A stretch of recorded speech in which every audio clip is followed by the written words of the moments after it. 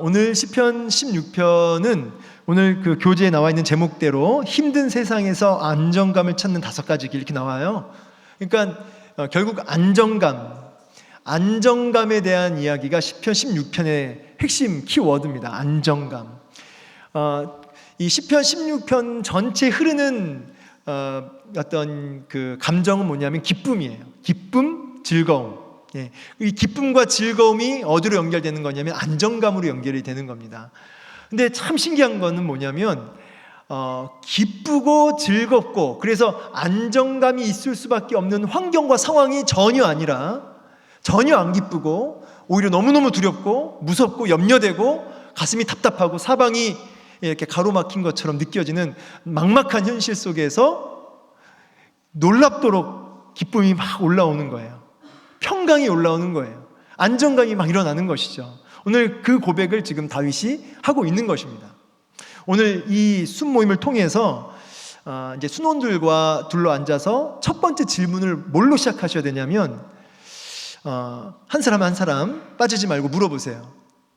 난 최근 무엇 때문에 불안에 떠는가?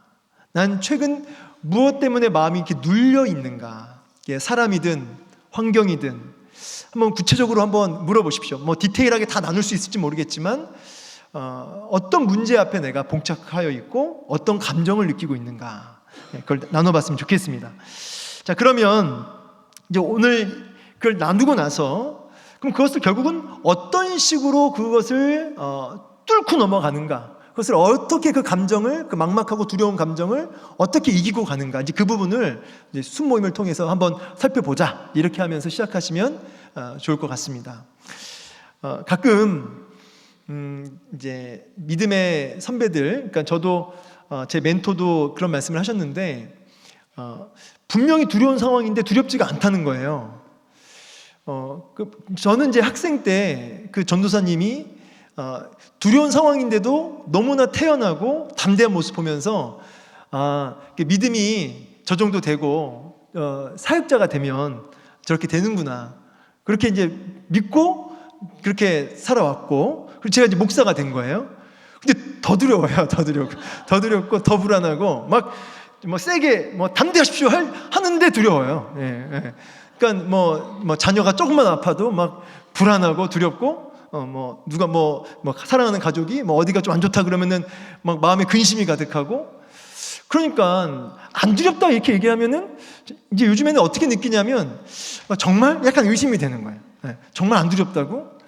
그러니까 여러분 환경의 문제가 딱 도래했습니다. 그걸 마주하는 사람의 감정은 여러분 두려운 거예요. 그걸 안 두렵다고 말하면 그건 거짓말이죠. 근데 중요한 건 뭐냐면 믿음이 좋든 믿음이 나쁘든 두려운데 안 두렵다고 말할 필요는 없다 이 말이에요. 자, 그러면 그 두려움을 어떻게 받아내느냐, 그 두려움을 어떻게 이기며 나아가느냐, 어떻게 반응하느냐가 중요한 겁니다. 여기서 믿음이 작동되고 안 되고가 여기서 결정이 나요. 실제적 믿음이냐 관념적 믿음이냐, 여기서 구별이 된다는 부분이. 자, 그래서 오늘 이 부분을 이제 본문을 통해서 이 다윗이 어떻게 이것을 감당해냈는지를 보는 겁니다. 자, 그럼 1번 한번 볼게요. 자, 1번 질문 다 같이 읽어보겠습니다. 시작. 참된 기쁨과 안정감이 있는 인생은 언제 가능해집니까? 자, 이게 언제 가능해지는가? 5절과 6절 말씀 한번 우리 읽었지만 다시 한번 읽어보겠습니다. 시작. 여호와는 나의 산업과 나의 잔의 소득이시니 나의 분깃을 지키시나이다. 내게 줄로 재어준 구역은 아름다운 곳에 있으며 나의 기업이 실로 아름답도다. 아멘. 그러니까 답에도 나와 있지만 내게 줄로 재어준 구역 안에 머물며 살 때 가능해진다, 이렇게 나와 있어요. 말이 어려워요. 내게 줄로 재어준 구역 안에 머물며 살 때 가능해진다. 이게 무슨 말이냐? 이게 쉽게 말하면 이겁니다. 하나님이 줄로 재어준 구역이라고 하는 거는 하나님의 통치와 다스림 안에 있다 이 뜻이에요.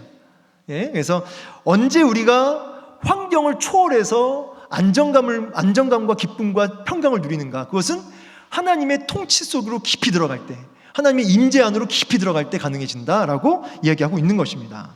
5절에 보면은 읽었던 우리 5절 말씀에 산업, 분깃, 기업, 요 단어가 3가지가 나오는데 동의어예요. 동의어. 같은 말이에요. 같은 말을 다르게 표현한 겁니다. 이게 산업, 분깃, 기업 다 뭐냐면 살고 있는 삶의 터전이 이 기업이에요. 내가 살고 있는 삶의 터전. 그것을 분깃이라는 단어는 그 터전을 나누어 주셨다, 이런 의미가 강조되고, 산업이라고 하는 표현은 유산, 하나님께 받은 것이다, 이런 의미가 좀 더 강조가 된 거죠. 어쨌든 의미 자체는 다 같은 의미, 동의어로 보시면 되겠습니다. 결국은 산업, 분깃, 기업 이 다 뭘 의미하냐면 역시 하나님이 나를 다스리시고 통치하시는 그 부분을 이야기하고 있는 것입니다. 그래서 6절에도 내게 줄로 지어준 구역도 하나님의 통치. 담임 목사님께서 설교 중에 자주 강조하신 내용 중에 하나가 울타리 보호, 울타리 보호에 대해서 얘기하시는데 그게 이제 여기에 해당되는 것입니다. 하나님의 그 통치가 임하는 하나님의 그 기업, 하나님이 줄로 지어준 그 구역, 거기에 하나님의 울타리 보호가 있다. 이 말은 하나님이 책임지신다. 하나님이 책임지시고 끝까지 보호하신다. 이런 의미가 있는 것이죠. 그래서 여러분, 결국은 첫 번째 비결은 뭐냐면 하나님의 임재와 통치 안에서 나는 살고 있는가. 제가 언젠가 얘기한 적이 있는 것 같은데 한 선교사님이 오지로 갔다는 거예요. 오지에 가서 선교사역을 하는데 그 오지는 그 산족을 전도하는 거예요. 그런데 그 산족이 그 식인 문화가 있다는 거예요. 식인 문화. 근데 이 선교사님이 그걸 알면서도 어린 자녀와 아내와 함께 그곳에 가서 전 선교를 하는 거죠. 근데 이제 산족 안에서는 살 수가 없어서 그 밑으로 마을로 내려와서 이렇게 살고 있는데 언제든지 내려와서 해코지할 수 있는 이제 그런 상황입니다. 한 신문 기자가, 크리스찬 신문 기자가 이제 인터뷰를 하러 왔어요. 그래서 선교사님 뭐가 가장 두려우십니까? 이렇게 질문한 겁니다. 그러면 이제 예상되는 질문은 뭐냐면 자녀들의 건강이나 아니면 아까 말씀드린 대로 선족들이 내려와서 이렇게 좀 해코지하는 부분들, 이제 이런 것들에 대한 이야기를 할 줄 알았는데 뭐라고 하시냐면 하나님의 임재가 느껴지지 않을 때가 가장 두렵습니다. 이런 고백을 한 거예요. 그러니까 선교사 그 인터뷰하는 기자가 깜짝 놀란 거죠. 왜 그렇습니까? 사실은 자녀들의 건강이나 교육이나 식인 문화가 있는 것 그거 다 알고 왔습니다. 근데 그걸 알지만 여기까지 오게 하신 것이 성령님이 자기를 그렇게 사로잡으셨다는 거예요. 그 강한 임재가 있었고 거기에 담대함을 얻어서 여기까지 왔는데 그 임재가 느껴지지 않는다면 감당할 수 없습니다. 그것이 가장 두렵습니다. 하나님의 임재가 느껴지지 않는 그 순간이 가장 두렵습니다. 이런 간증을 했던 것을 이렇게 들었습니다. 여러분, 결국은 뭐냐면 저는 예전에 막 순교자들 이거 책이나 영상 이런 거 보면은 막 그렇게 막 가슴이 뜨거웠어요.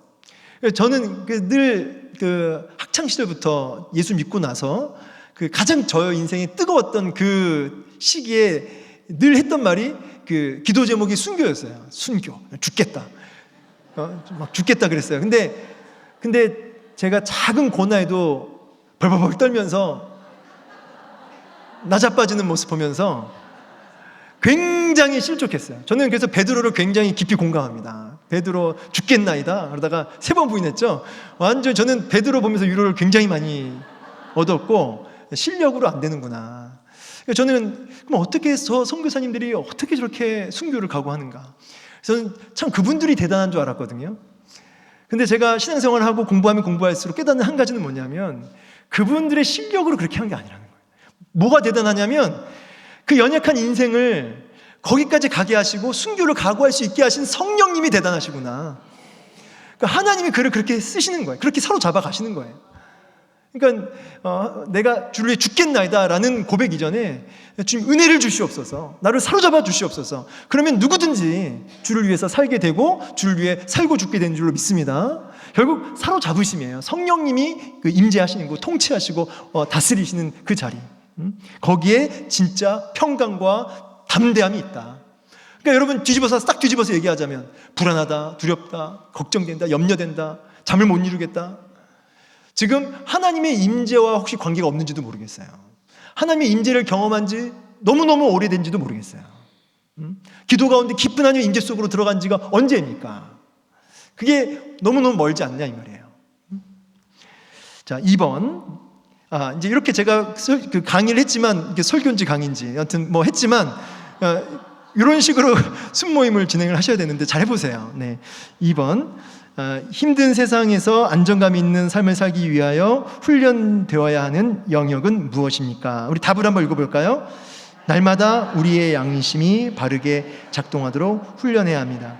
사실 이게 제일 중요한 구절 중에 하나인데 7절 한 말씀 같이 한번 읽어보겠습니다. 시작. 나를 훈계하신 여호와를 송축할지라 밤마다 내 양심이 나를 교훈하는도다.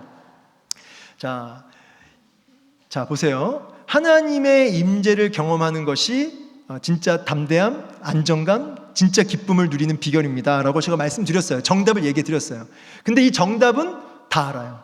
하나님의 통치를 받으면 된다는 거 다 알아요. 근데 알지만 하나님의 임재를 맛보고 경험하고 누리고 통치를 누리고 그렇게 하는 게 어려운 거잖아요. 근데 오늘 뭐라고 하냐면 밤마다 하나님의 훈계를 받는다는 거예요. 이 훈계라는 단어를 뭐라고 하냐면 칼빈은 그의 주석에 성령님의 내적 조명 이렇게 나와 있더라고요. 성령님의 내적 조명. 그러니까 결국 뭐냐면 날마다 내 양심이, 그러니까 내 심장이라는 단어를 쓰기도 했는데 심장, 내 양심. 이 양심이라는 게 뭐냐면 하나님의 뜻을 분별하는 장소예요. 하나님의 뜻을 분별하는. 자, 이걸 묶어서 얘기하자면 성령께서 날마다 밤마다 깨닫게 하시는 거예요. 하나님의 뜻을 내 마음에 밤마다 깨닫게 하시는 거예요. 말씀이 깨우쳐지고.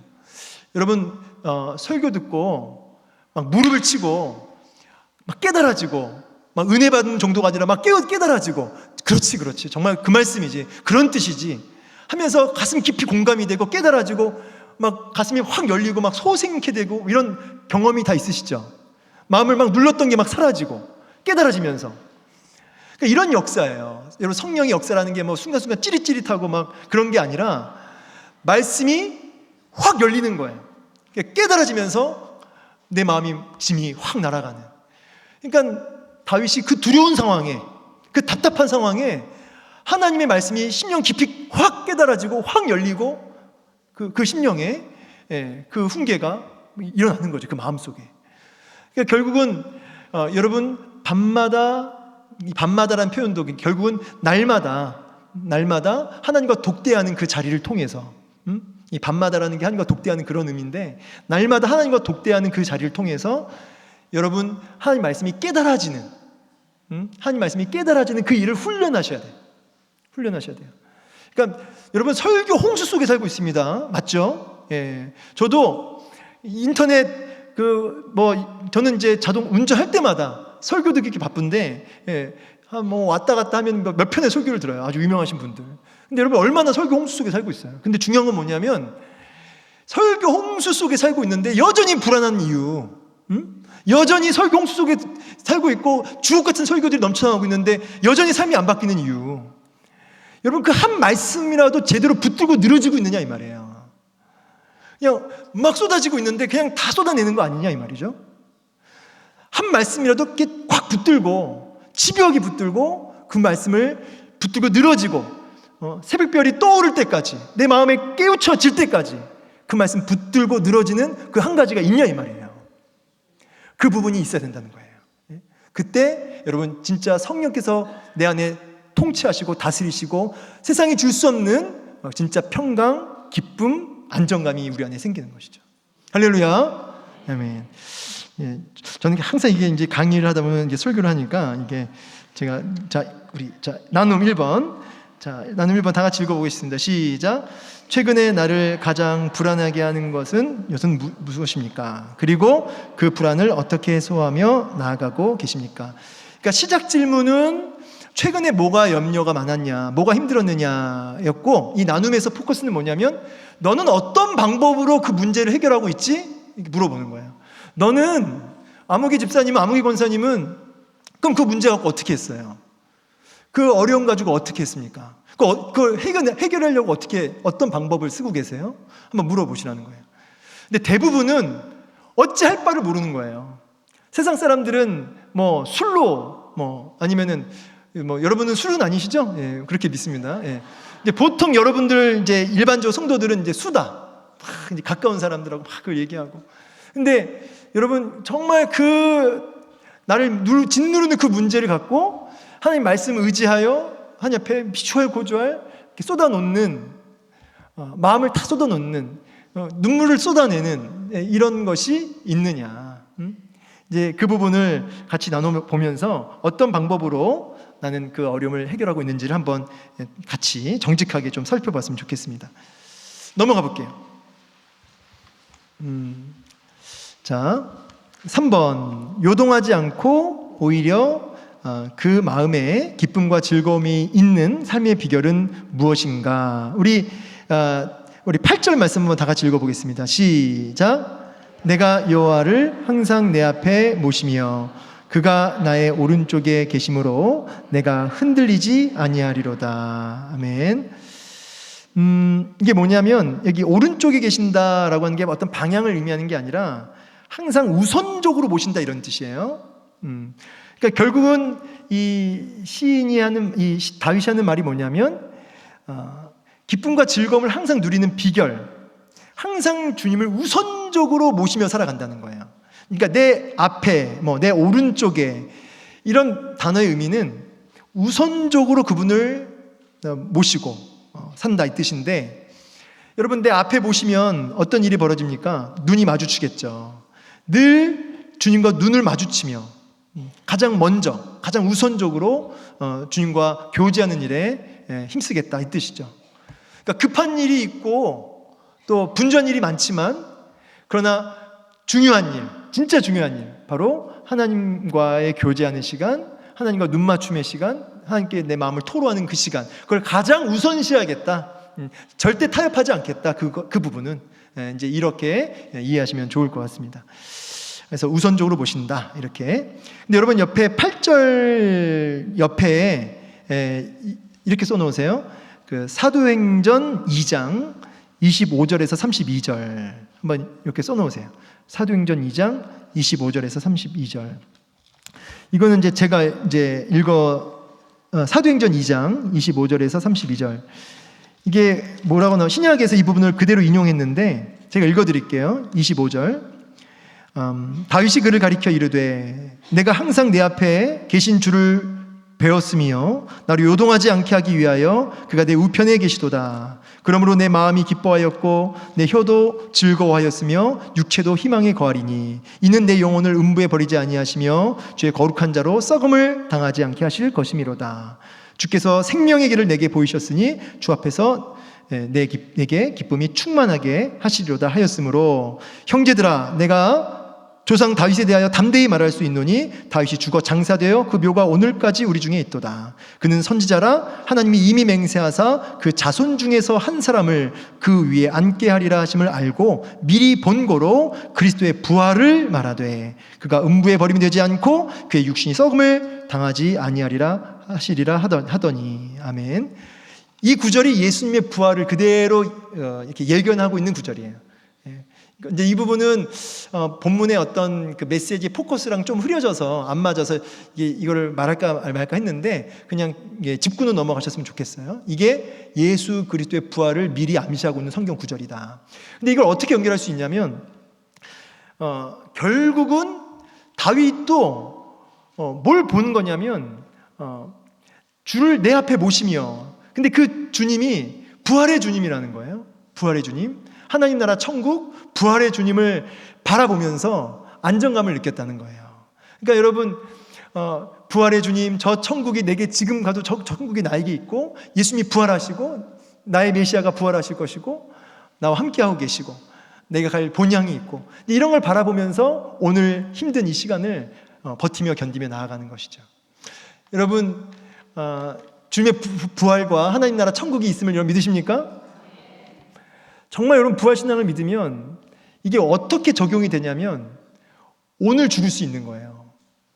내일 부활하여 하나님 나라 천국 갈 믿음이 있다면 오늘 우리는 고통과 고난과 죽음의 자리를 자처해 갈 수 있는 거죠. 왜요? 부활이 있으니까, 천국이 있으니까. 그래서 오늘 이 힘든 시간들을 싸우며 나아갑니다. 내 주여 내 발 붙드사 그곳에 서게 하소서, 있게 하소서 하면서 오늘도 내가 고군분투하며 불안한 환경 속에서도 인내하며 버티며 견디며 가는 것은 부활과 저 천국, 그것이 있기 때문에 오늘도 이 좁은 길을 걸으며 밤낮 기뻐하며 가는 것이죠. 그러니까 비결이 뭐냐면 그 주님께 집중한다는 거예요. 부활의 주님 저 천국을 바라보면서 나아간다는 것이죠. 그게 평강을 누리는 비결이다. 4번, 하나님께서 보이신 길은 어떤 길이며 그 길을 보고 걷는 자에게는 어떤 유익이 있습니까? 우리 11절인데요. 한번 11절 다 같이 읽어보겠습니다. 시작. 주께서 생명의 길을 내게 보이시리니 주의 앞에는 충만한 기쁨이 있고 영원한 즐거움이 있나이다. 그러니까 하나님 안에서만 진짜 기쁨, 진짜 즐거움이 있다. 이제 그 얘기를 하는데 뭘 보여주셨냐면 생명의 길을 보여주셨대요. 그 주님이, 하나님께서. 여기 생명의 길은 뭐예요? 에덴 동산에 선악과 나무 말고 무슨 나무가 하나 더 있었죠? 생명나무가 하나 더 있었죠? 자, 그 생명나무를 먹어야지 살 수 있는데 인간이 범죄한 이래로 화염검이 딱 불러진치고 더 이상 그 생명나무 실과를 먹을 수 있어요? 없어요? 없어요. 그런데 예수님이 오셔서 생명길로 가는 길을 예수님이 길을 여신 거죠. 내가 곧 길이요 진리요 생명이니 하면서 예수님이 생명의 길을 여신 거예요. 그래서 이 생명길을 보이신다 이 말은 바로 예수 그리스도를 가리키는 것이죠. 예수님을 통해서 영원한 안식, 영원한 생명으로 나아갈 길을 나에게 허락하셨다라고 하는 것이죠. 결국 천국이에요, 천국. 예수님을 통한 저 천국. 그 천국을 나에게 보이시니, 내가 갈 본향을 보이시니 오늘도 나는 기가 막힌 상황이지만 평안합니다 라는 실제적인 믿음을 고백하고 있는 것입니다. 그래서 마지막 나눔 2번은요 이렇게 보시면 좋겠어요. 하나님과 교제하는 생활을 위하여 어떤 우선순위를 나는 갖고 있는가, 나는 어떤 그 루틴, 어떤 우선순위를 가지고 어떤 루틴을 가지고 경건 생활을 하고 있는가, 아니면 무너진 루틴, 경건의 어떤 생활이 무너진 건 무엇인가 한번 같이 나눠보고 점검하고, 없으면 같이 이 시간 결단합시다. 우리 약속합시다. 이렇게 해서 같이 결단도 해보는 그런 시간 가져보면 좋겠습니다. 할렐루야, 아멘. 시간이 다 됐습니다. 저는 오늘 강의를 준비하면서 참 마음이 어려운 건 뭐냐면 여러분 쉽지 않다는 거예요. 이렇게 말했지만 정말 두려움이 많아요. 저도 약간 겁쟁이라서 염려가 많고 두려움이 많습니다. 근데 설교는 되게 또 담대하게 하죠. 그러니까 이게 겁이 많아서 그런가 봐요. 더 막 세게 얘기하는 것 같아요. 그런데 여러분 그럴수록 한 가지가 뭐냐면 결국은 하나님 앞에 난 날마다 그 말씀 앞에 얼마나 나를 말씀 붙들고 늘어지고 그 안에 내 심정을 토해내느냐. 그게 없으면 약해지는 거예요. 그게 없으면 자꾸 환경이 보이는 거예요. 그래서 항상 깨닫는 게 뭐냐면 하나님으로 충만하면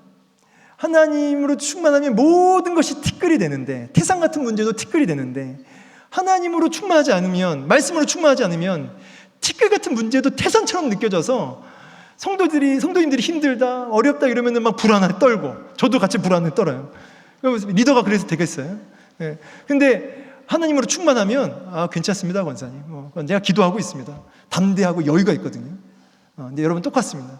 여러분도 오늘 말씀 기억하면서 하나님 말씀으로 말씀 붙들고 늘어지고 마음을 쏟아놓는 기도를 통해서 하나님으로 충만해지시기를 축복합니다.